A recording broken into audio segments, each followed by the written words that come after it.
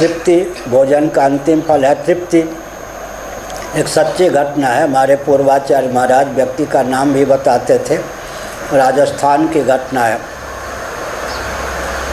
एक पंडित जी थे तो ब्राह्मण जाति से ब्राह्मण थे, लेकिन नास्तिक ढंग के थे। आधुनिक शिक्षा प्रणाली के कारण उनमें नास्तिकता आ गई थी।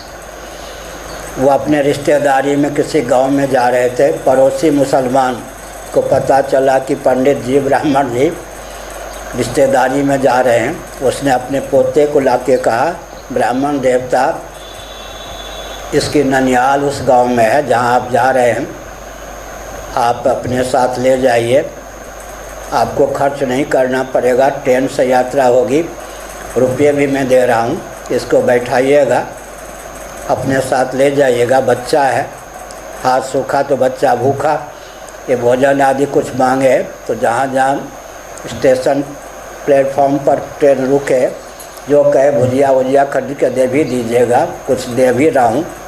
इस प्रकार से वो बच्चा जो ही ट्रेन चली, थोड़े समय बाद कहने लगा कि हमको भूख लगी है, भोजन चाहिए। पंडित जी ने बड़े लाड़ प्यार से उसको पुचकारा, बेटे चुप रहो, थोड़ी देर धैर्य धारण करो, स्टेशन आने पर उतरूँगा, जो तुम चाहोगे खरीद के दे दूँगा। बच्चा सो गया। दैवयोग से स्टेशन आया, कोई ट्रेन रुक गई, कहा उठो उठो, क्या पसंद है? उसने कहा नहीं, मुझे अब भूख नहीं है, मेरे बेटों ने मेरे निमित्त श्राद्ध किया है, उससे मैं तृप्त हो गया हूँ।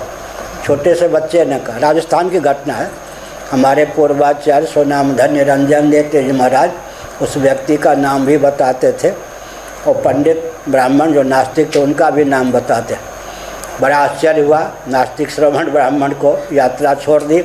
अच्छा, तू इस गांव का था, तेरे बेटों ने तुम्हारे निमित्त श्राद्ध किया है, चल। वो आगे आगे बढ़ता गया।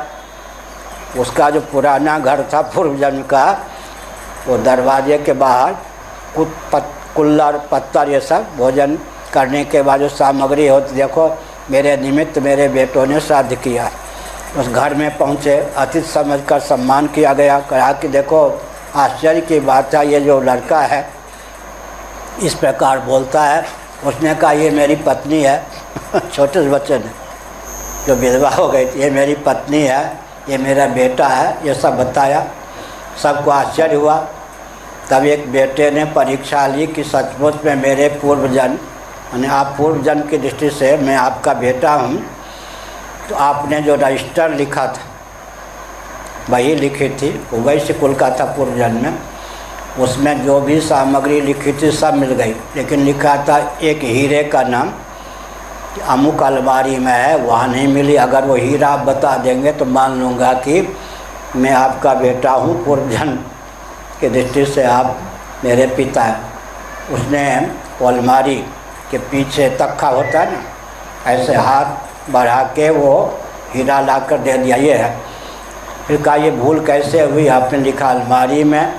अरे मैं उसको देख रहा था, कितनी कीमती सामग्री है, कोई बाहर का व्यक्ति अनजान आ रहा था, कहीं डाका होका न डलवा दे, हमने चुपके से लेकर अलमारी के पीछे रख दिया, तख्ते पर रख दिया।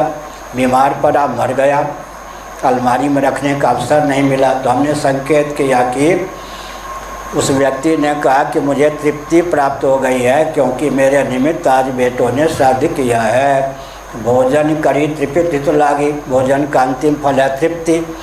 तो पूर्व जन्म के रिश्तेदार नातेदार अगर श्राद्ध तर्पण आदि करते हैं, जिस योनि में जीव गया है उस योनि का आहार बन के पहुँचता है, या सीधे तृप्ति बन करके वो सामग्री पहुँच जाती है। ये नियम है, मर्यादा है। मत्स्य पुराण में विस्तार पूर्वक इसका वर्णन